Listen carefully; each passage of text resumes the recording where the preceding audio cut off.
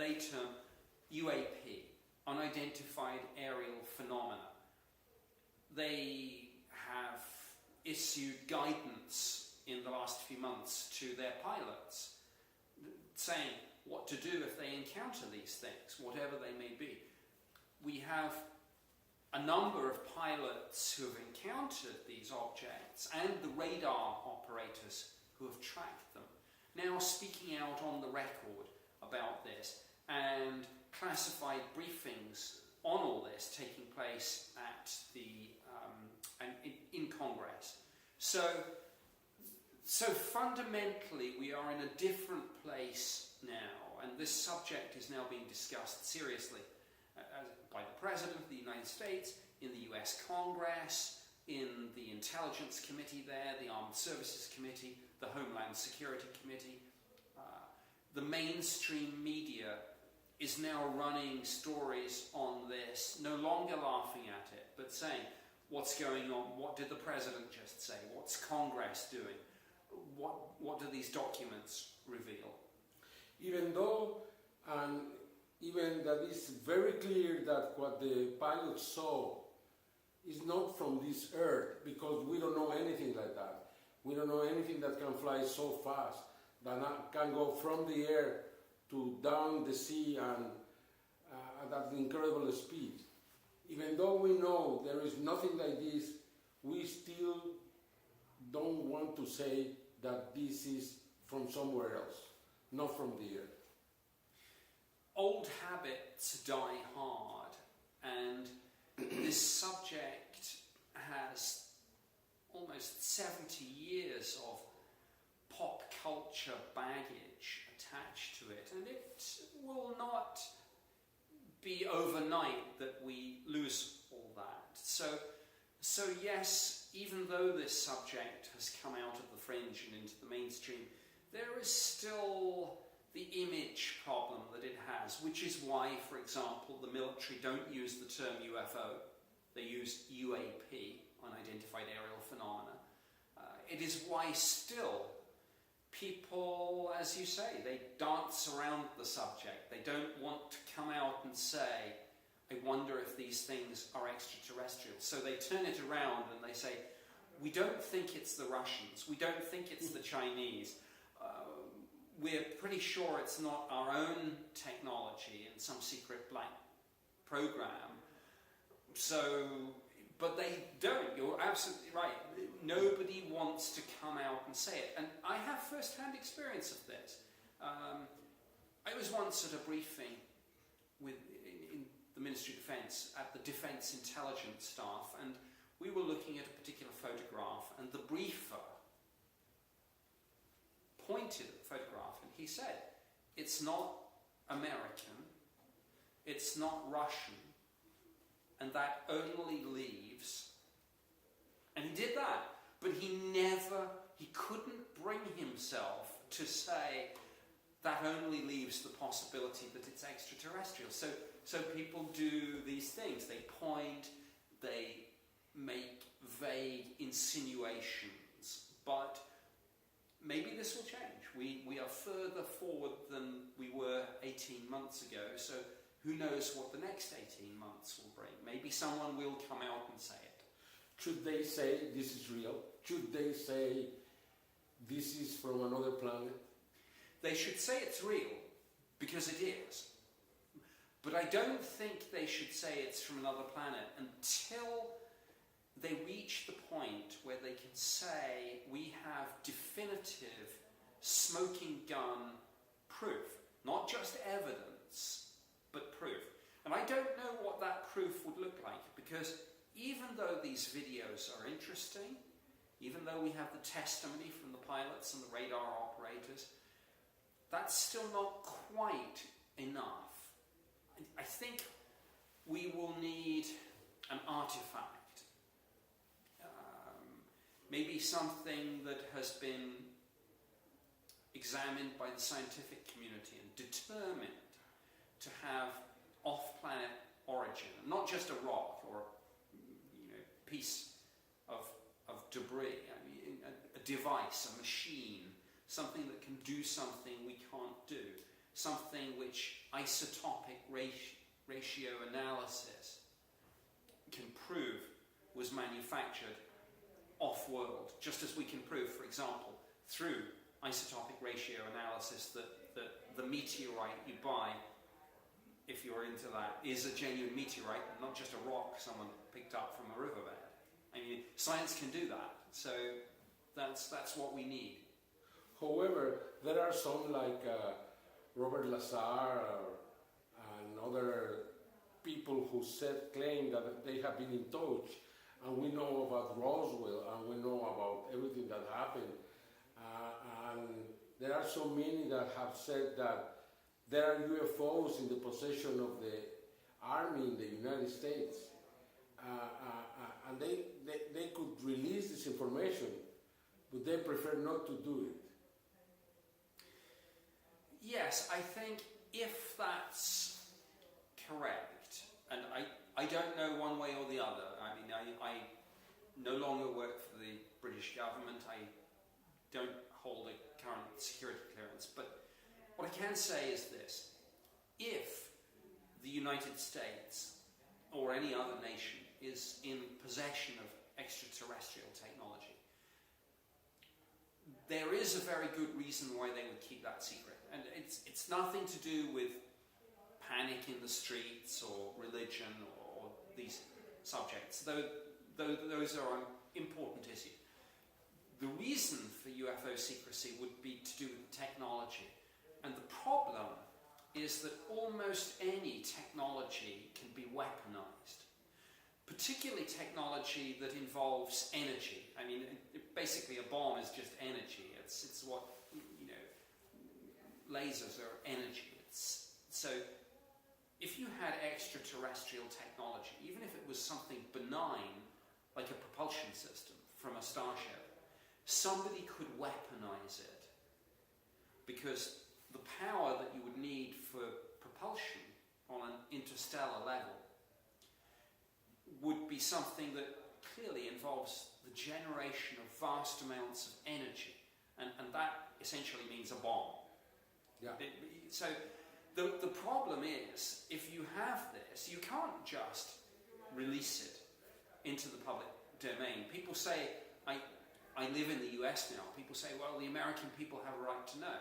But the problem is that in a democracy, if you tell people by putting it on the media and putting that information out there, you're not just telling the American people, you're telling the Russians, the Chinese, the North Koreans, the Iranians, ISIS. You're telling everyone in this 24/7 modern media society.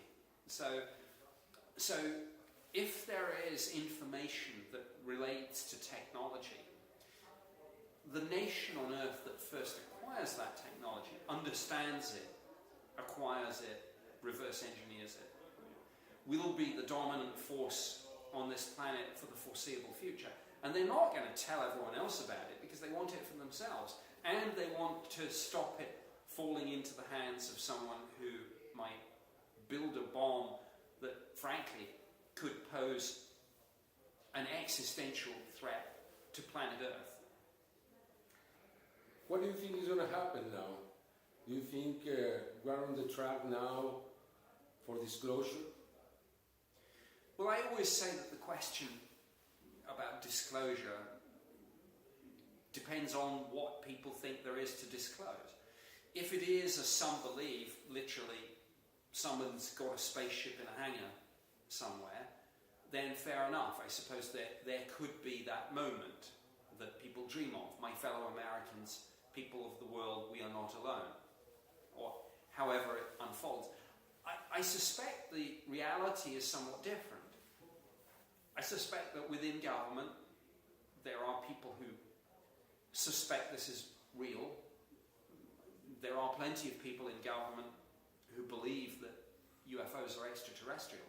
But what if we don't have a crashed spaceship? What if all we actually have is a strong suspicion that there is something, visitation maybe, but we don't have wreckage and technology, but our pilots see them and chase them, our radar operators track them, but we don't have a handle on it. We don't know who they are, where they're from, what their capabilities are, and what they're doing, what they want here. We don't know the answers to those questions. And if that's the situation we're in, then you won't get disclosure as the UFO community view it, because in a sense there's nothing to disclose except we don't know. But it will happen? Disclosure will happen? Well, something will happen. We're moving forward with this. We've had the revelation that the Pentagon had their ATIP program. We've had the 3 declassified US Navy videos. We've had the pilots and the radar operators come forward. We've had some documents about all this released. We've had the revelation that there are better quality videos, better versions of the ones we've seen, and many other ones. Absolutely there is more to come, but how long it will take and what exactly, how it will be handled, I don't know. But I think we're in for a very interesting few months and maybe years ahead, that's for sure. The revelation could come from out of space. I mean, it could come from life on Mars, for example. It could come from somewhere in other place, not exactly directly from a UAP here on Earth. Absolutely, it could come in many, many different forms. It might come from UAP here on Earth. It might come, and there are a couple of scientific papers on this actually, it might come from the discovery of an artifact in our solar system. I mean, we as humans have sent probes out which are now leaving the solar system. In a universe nearly 14 billion years old, it's easy to conceive that there are civilizations out there with millions of years head start on us. And if those civilizations are only doing the things that we're doing now, then their probes might be here already. They might have crashed into the Earth, in the ocean, on the moon, on Mars. So we might find microbial life on Mars, within a few months, or Europa, or Enceladus. But we might find an artifact. We might pick up a signal from another civilization with a radio telescope, and particularly, of course, the new radio telescope that they're planning to build, the square kilometre array. This will be orders of magnitude above anything we have now, and frankly, would be able to detect something with the power output of the average airport radar system out to a distance of 50 light years. What does this mean? It means that if there is life, other civilizations at our level or above, in our small corner of the Milky Way galaxy, then the square kilometre array will find them. So there are many different ways in which this discovery that we're not alone might arise. Even the new telescopes out in the space, they could find the infrastructure in a different planet. Yes, indeed. The James Webb telescope is on the verge of being launched. That's probably NASA's most important space mission of a generation. I mean, it's that important.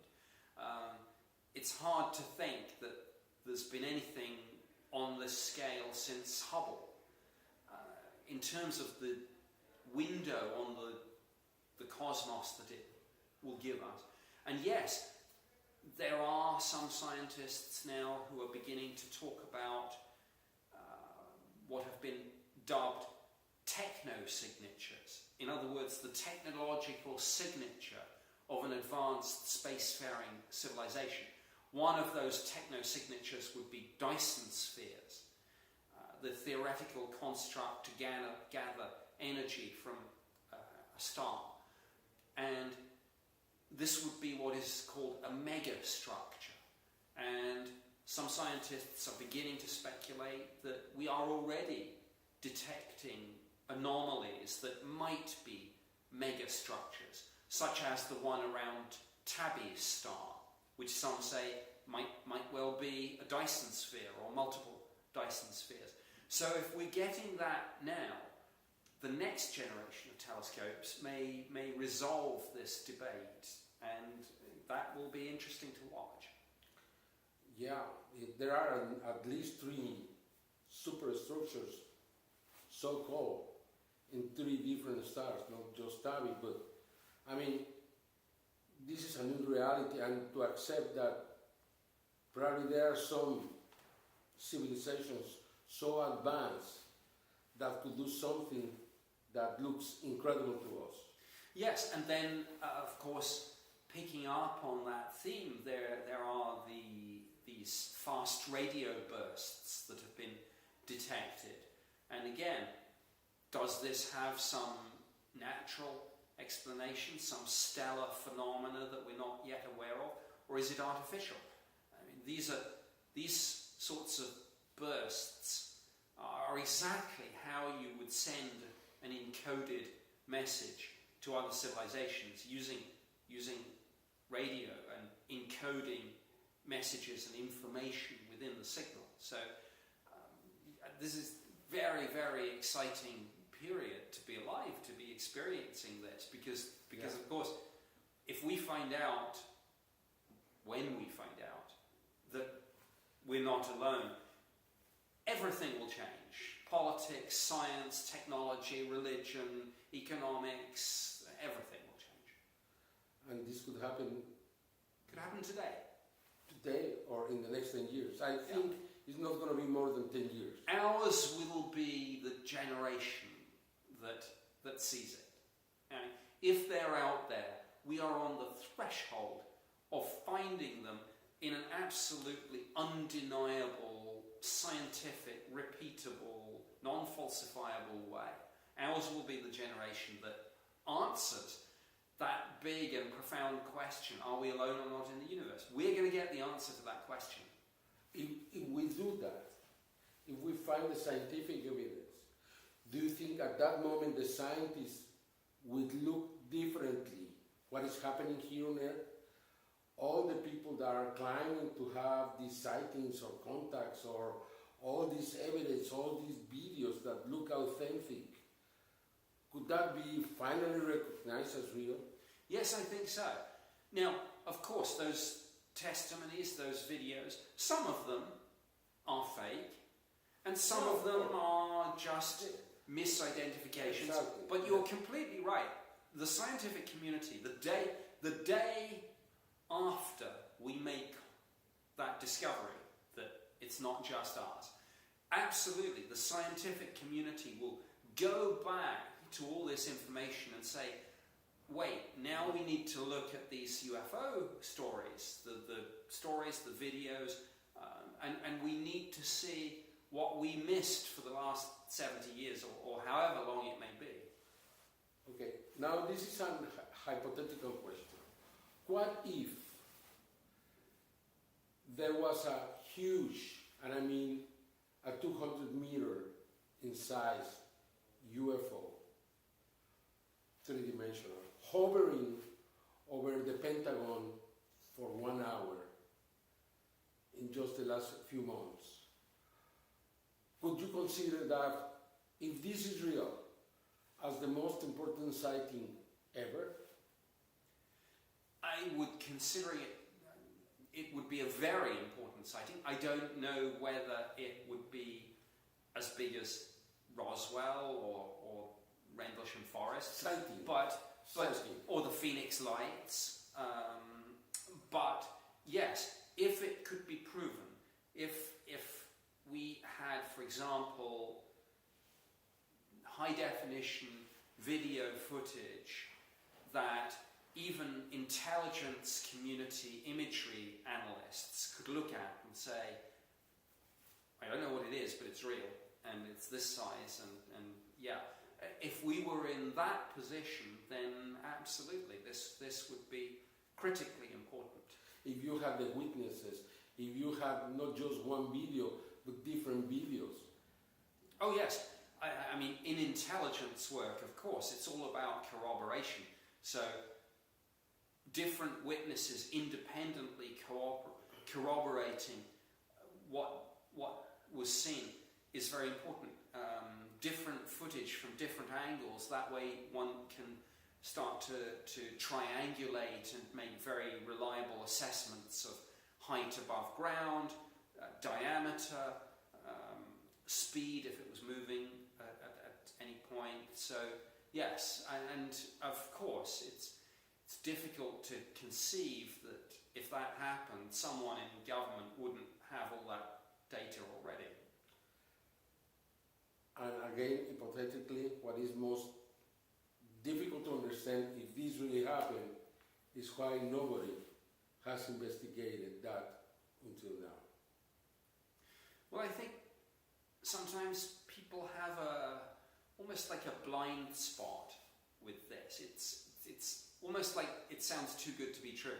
So some people, it's like, well, I just can't believe it that would happen. Therefore, I'm not even going to consider it.